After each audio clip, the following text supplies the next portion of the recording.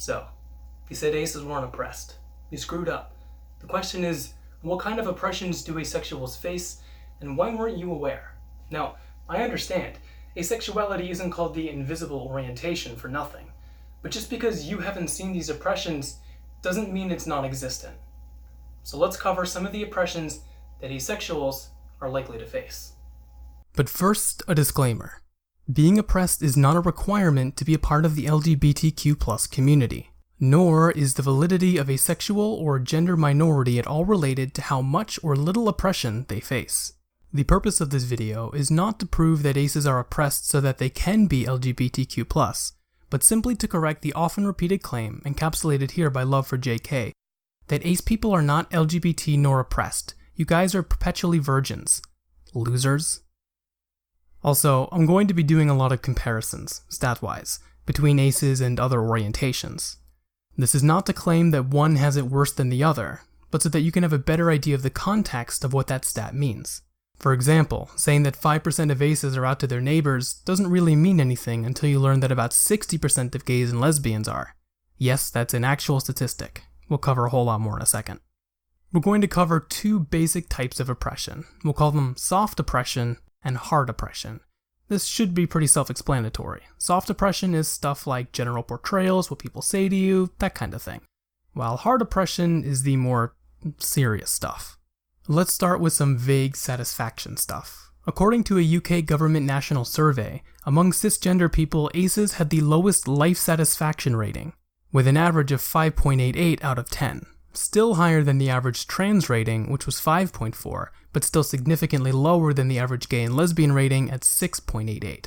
Of course, trans and ace are not mutually exclusive, and the ace trans rating was even lower, coming in at 5.06 out of 10. 12% of UK aces were not out to any of their friends or family, instead feeling the need to hide their sexuality, while only 6% of bisexuals and 2% of gays and lesbians were not out to anyone at all. A pretty evident trend is found in the study, as aces are the least likely to be out to other people, be it at home, to friends, to classmates, to teaching staff, to coworkers, or their doctor. Alright, that's enough of the fun stuff. Let's move on to... Earlier, we saw that aces were the least open of the sexual orientations. Let's look at some stats as to why that might be the case. First, let's look at the percentage of negative reactions from family, roommates, significant others, etc., other people who live in the same house as the respondents. Around 15% faced verbal harassment, 12% were outed to a third party, 1.4% were threatened with physical or sexual violence, while 1.1% were physically attacked, and 1% were sexually harassed. Almost all of these stats were in line with other orientations, although aces were the least likely to be physically harassed, at only 1% compared to a 2% average. Things are pretty different when we examine negative reactions from people the respondents don't live with. This could be more distant family, friends, or even strangers.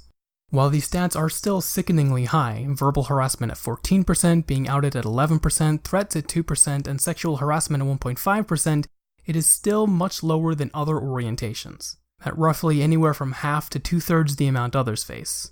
A notable example being physical harassment, which is at 0.2%, by far the lowest of all the orientations.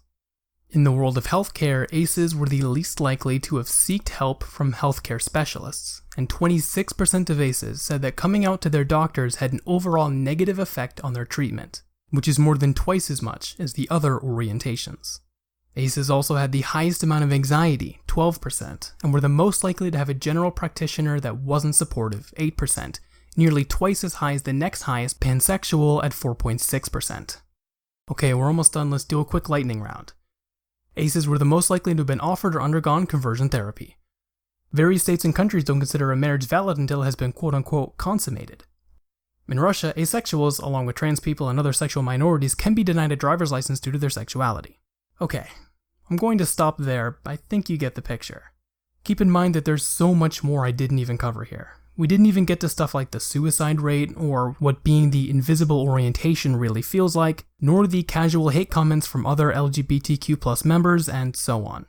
In fact, below the sources, I'm going to link to a thread of even more facts and figures on the topic, in case this video wasn't enough for you.